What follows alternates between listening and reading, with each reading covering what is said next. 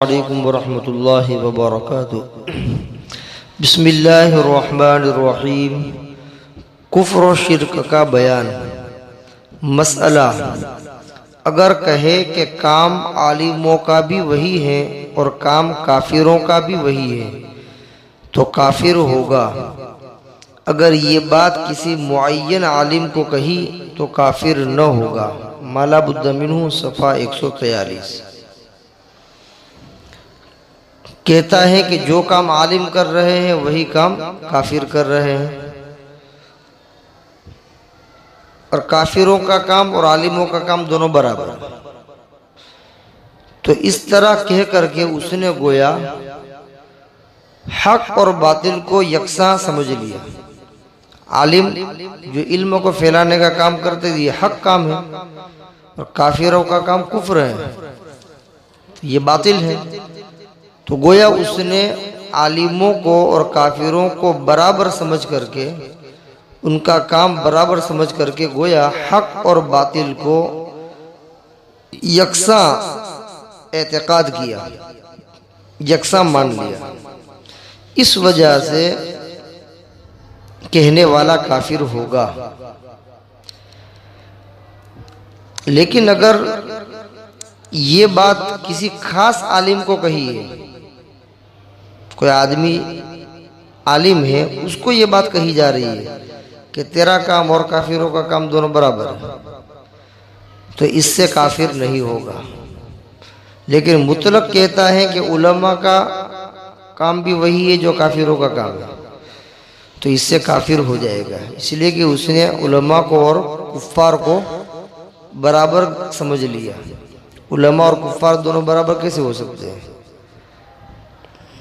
उलमा हक पर हैं, इस्लाम वाले हैं, और कुफ्फार काफिर जो है वो कुफ्र वाले हैं। तो इस्लाम और कुफ्र दोनों बराबर कैसे हो सकते हैं? हक और बातिल जमा कैसे हो सकते हैं? इस वजह से काफिर होगा। मसला, अगर दुआ में कहा कि ए खुदा अपनी रहमत मुझसे दूर न रख, तो ये अल्फाज कुफ्र में से हैं।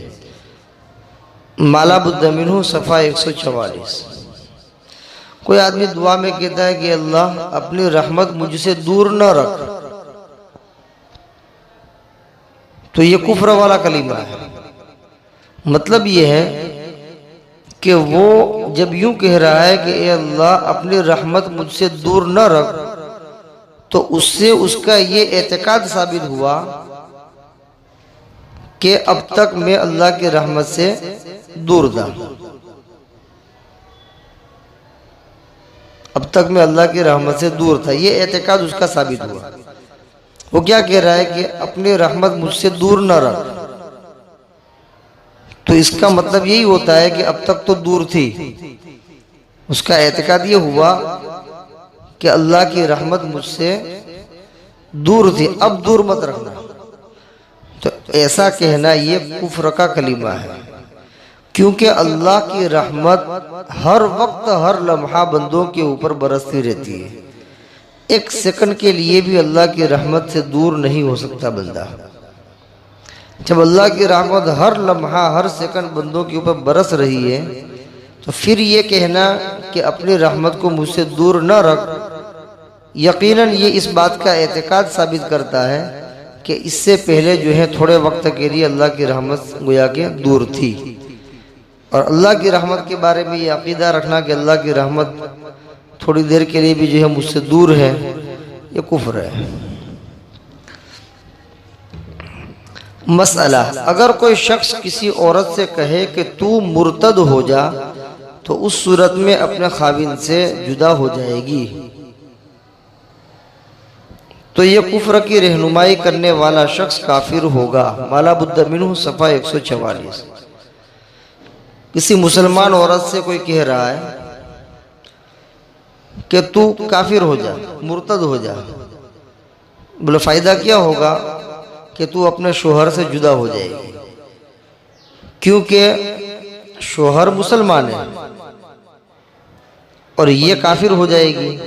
तो इस्लाम और कुफ्र जमा नहीं हो सकता है, तो जब ये औरत उसके कहने से काफिर हो गई, वो अपने एतबार से वो काफिर हो गई, तो अब उसका निकाह ऑटोमेटिक खत्म हो जाएगा। क्योंकि पहले वो दोनों मुसलमान थे, इसलिए दोनों का निकाह बाकी था। लेकिन अब ये जो है काफिर हो गई, तो अब उसका क्या हो गया, निकाह खत्म हो गया, इसलिए कि उसका शोहर मुसलमान है और ये काफिर है, निकाह खत्म हो गया। तो ये जो रहनुमाई करने वाला आदमी है वो ये कह रहा है कि तू अपने शोहर से जुदा होना चाहती है तो तू क्या कर, तू मुर्तद हो जा, तू काफिर हो जा। काफिर हो जाएगी तो तू ऑटोमेटिक क्या हो जाएगी, शोहर से जुदा हो जाएगी। तो ये आदमी जो कुफ्र की रहनुमाई कर रहा है, ये रहनुमाई करने वाला आदमी काफिर हो जाएगा। इसलिए कि कुफ्र के ऊपर राजी होना या किसी आदमी को कुफ्र की तरफ रहनुमाई करना, ये कुफ्र है। कुफ्र का रास्ता भी नहीं बता सकते। यानी खुद तो काफिर नहीं हो रहा है, खुद काफिर होना नहीं चाहता है, लेकिन दूसरों को काफिर करने की रहनुमाई कर रहा है कि तू ऐसा कलिमा बोल दे तो तू काफिर हो जाएगा। ऐसा किसी को सिखला रहा है, किसी की रहबरी कर रहा है, तो ये रहबरी करने वाला भी काफिर हो जाएगा। लिहाजा अगर कोई आदमी किसी औरत से यूं कहे कि तू मुर्तद हो जा, तू अपने शोहर से क्या हो जाएगी, जुदा हो जाएगी, तो ऐसी रहनुमाई करने वाला आदमी काफिर हो जाएगा। वो औरत रहनुमाई करने से फौरन काफिर नहीं होगी। इसकी रहनुमाई को अगर उसने मान लिया और मान करके फिर अपने तौर पर वो काफिर हो गई, कोई ऐसा जुमला कह दिया या ये कि उसने कुफ्र को पसंद कर लिया या कोई भी, जैसे कुफ्र में दाखिल होने की जितनी भी सूरतें हो सकती है उसने उसमें से किसी को अपना लिया, तब जाकर के वो औरत काफिर होगी और उसका निकाह खत्म होगा। लेकिन जब तक वो इस्लाम के ऊपर है और कोई लफ्ज़ कुफ्रिया अपने ज़बान से नहीं निकाल रही है, वहाँ तक वो काफिर नहीं होगी। लेकिन ये जो आदमी रहनुमाई कर रहा है कुफ्र की तरफ, वो तो काफिर हो जाएगा। बात दोनों अलग है, समझ में आ गई। कुफ्र की रहनुमाई करने वाला तो रहनुमाई करते ही काफिर हो जाएगा, और सामने वाली औरत रहनुमाई को कबूल करके अगर कुफ्रिया लफ्ज़ अपनी ज़बान से निकालती है तो काफिर होगी। और अगर ऐसा कोई कुफ्र का जुमला अपनी ज़बान से नहीं निकालती है या मुर्तद नहीं होती है, काफिर होना नहीं चाहती है, काफिर नहीं हो रही है, तो ऐसा नहीं है कि उसकी रहनुमाई करने से जो है वो ऑटोमेटिक काफिर हो जाएगी, ऐसा नहीं है। वो ऑटोमेटिक काफिर नहीं होगी, लेकिन ये रहनुमाई करने वाला काफिर हो जाएगा।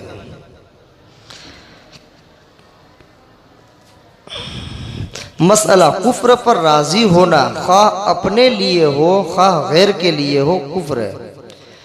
और सही ये है कि अगर कुफ्र को बुरा जानता है लेकिन चाहता है कि दुश्मन काफिर हो जाए, उस चाहने पर यह चाहने वाला काफिर न होगा।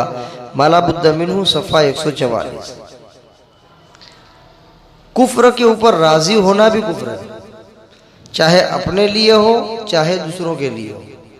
कोई दूसरा आदमी है, अपना कोई आदमी है, उससे हमारे नहीं बनती है, तो हम जो है उसके कुफ्र के ऊपर राजी है कि ये आदमी काफिर हो जावे तो अच्छा है। यानी दिल के अंदर रजामंदी इसी है कि वो जो काफिर हो जावे तो अच्छा है, या ये कि अगर वो काफिर हो रहा है तो उसके काफिर होने के ऊपर राजी हो रहा है कि चलो बहुत अच्छा हुआ, ये काफिर हो गया। इस तरह दूसरे के ऊपर, दूसरे के कुफ्र के ऊपर रजामंदी जाहिर कर रहा है, तो ये भी कुफ्र है।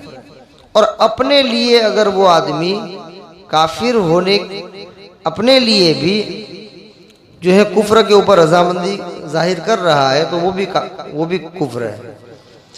कि जैसे कोई आदमी अपनी जात को जो है कुफ्र में डालना चाहता है,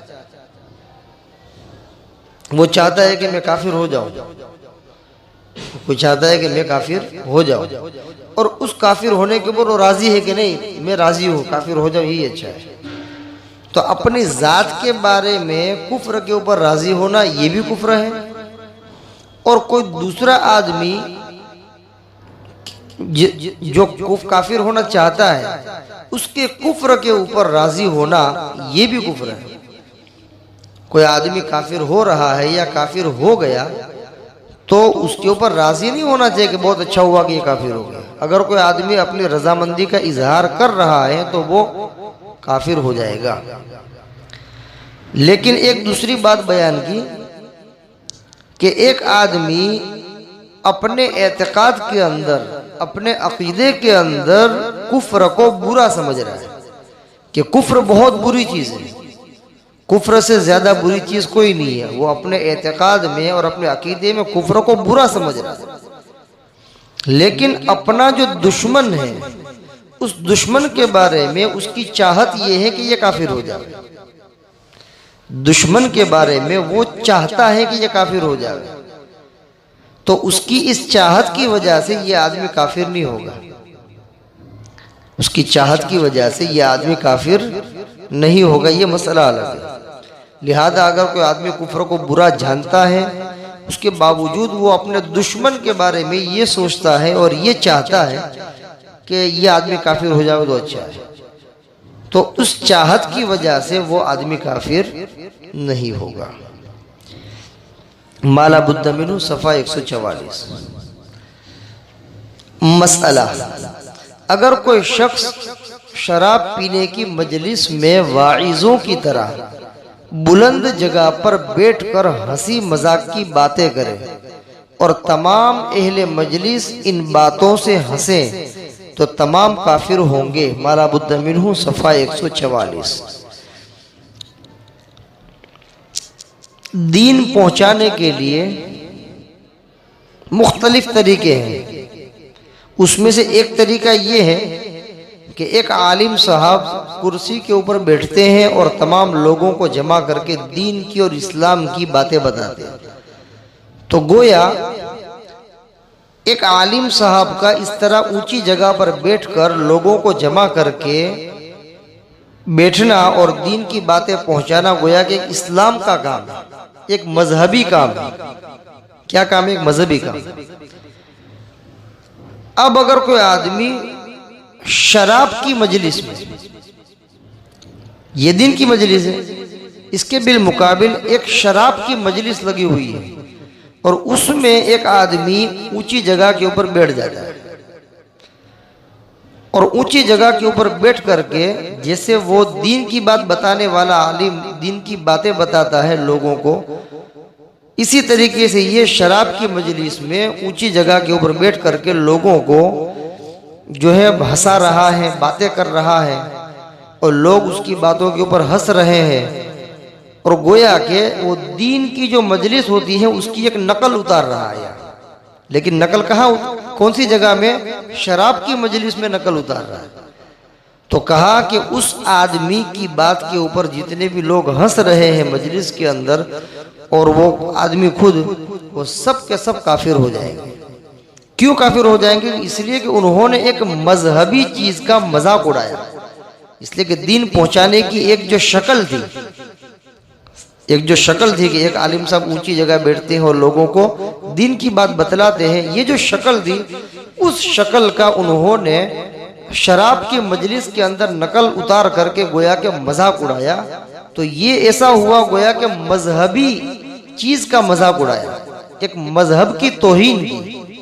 इस वजह से ये तमाम के तमाम शराब की मजलिस में ठट्ठा मजाक उड़ाने वाले और दीनी मजलिस के नक्काली करके उसकी तौहीन करने वाले सब के सब काफिर हो जाएंगे।